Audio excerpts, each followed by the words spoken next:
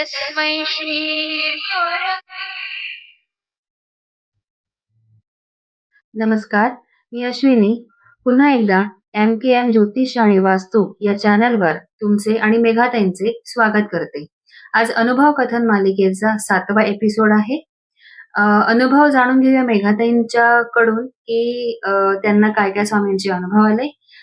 मेघाताई, मला तुम्हाला एक प्रश्न करायचा आहे.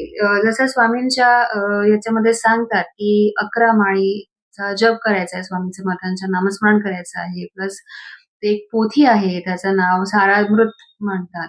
तर त्याचं तुम्ही वाचन केलं असेल, तुम्ही 11 माळेचा जप करतच असाल, नो डाऊट. तर त्याचा काही अनुभव तुमच्याकडे असेल तर तो शेअर करता का? हो, नक्की करते. श्री स्वामी समर्थ. ज्यावेळेस मी स्वामींना गुरु बनवलं, त्यावेळेस मला त्यांनी सांगितलं होतं, की तुम्ही रोज 11 माळी स्वामींचा जप करायचा आहे आणि प्लस सारामृत.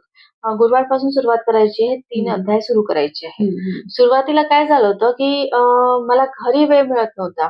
पूजा वगैरे सगळी झाल्यानंतर मला वेळ मिळत नसल्यामुळे मी ऑफिसमध्ये लवकर म्हणजे 10-15 मिनिटं, अर्धा तास अगोदर ऑफिसमध्ये जाऊन बसायची आणि मग तिथे सुरुवात पूजेपासून करायची. म्हणजे ऑफिसची पण मला पूजा करावी लागत होती आणि त्याच्यानंतर मग मी 11 माळी जाप आणि हे पण सारामृत पण तिथेच बसून करायची.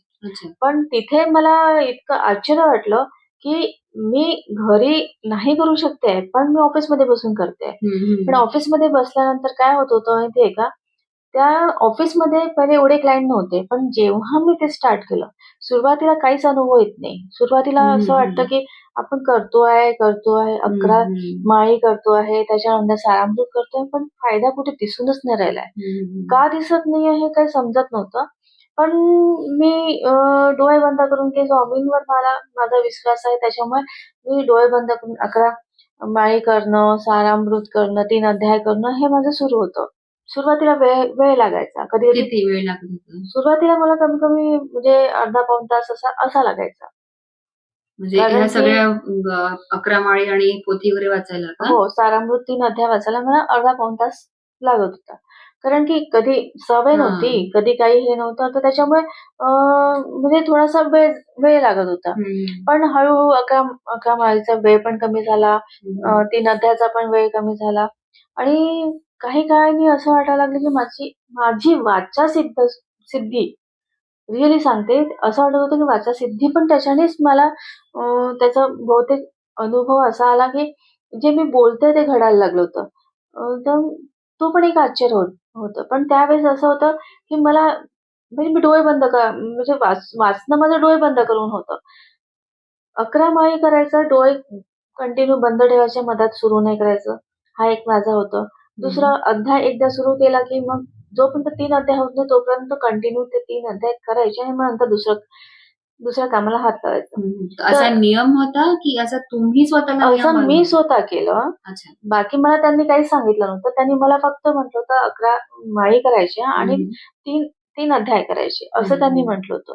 पण मला असं होतं की मला पाहिजे हे रिझल्ट. रिझल्ट यासाठी पाहिजे कारण की मला माझा भावाचा जीव वाचवायचा आहे. त्यासाठी माझी धडपड सुरू होती. मग ह्या धडपडीमध्ये मग मला काय बेस्ट करता येईल आणि मला काय चांगलं करता येईल, मी त्याच्या मागे लागली होती. म्हणून डोळे बंद करून म्हणजे म्हणतात ना अंधविश्वास, त्या पद्धतीने पूर्ण विश्वास मी स्वामींवर सोडून दिला होता, की जे काही आहे ना, आता स्वामी पाहतील. मला काही माहित नाही. जे काही करायचं स्वामी करतील. तर म्हणजे सगळं काही स्वामींवर सोडून मग मी 11 माळी जाप, 3 अध्याय हे सुरू केलं. सुरुवातीला काहीच म्हणजे काही वाटत नव्हतं. असं वाटत होतं, की आपण करतोय, रिझल्ट का नाही आहे? पण मी रिझल्टचाही विचार नाही केला. कारण की एकदा स्वामी म्हणजे स्वामी बस झालं. मग त्यावेळेस असं झालं होतं, की 11 माळी झाल्यानंतर ताबडतोब हे करणं आणि त्यानंतर मी माझ्या ऑफिसमध्ये एक मुलगा काम करायचा, मी त्याला सुद्धा हे करायला लावलं. जेव्हा की त्यांनी स्वामींना गुरु बनवलं नव्हतं, पण मी त्याला करायला लावलं आणि त्यानंतर तो सुद्धा म्हणे, की मला पण मठात यायचं. मी त्याला पण मठात घेऊन गेली. त्याला काय करायला लावलं तुम्ही? तो पण थोडासा त्रासात होता. त्याला पण असं म्हणजे घरचा काही त्रास होता. तर त्याने मला बघितलं हे सगळं करताना. तर हे सगळं बघितल्यानंतर तो म्हणाला, की "तुम्ही काय करता मला सांगा." मग मी त्यालाही सांगितलं, की "तू 11 माळी कर, 3 अध्याय कर."